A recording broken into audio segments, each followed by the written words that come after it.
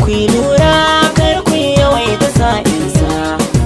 Amarsu yar lele je ki zama nasiha ce ta mu. Amarsu yar lelen ango ki fito sannu, aure nufi na Allah ne dabba, kin bi zaɓin ki komai kike bukata kin samu.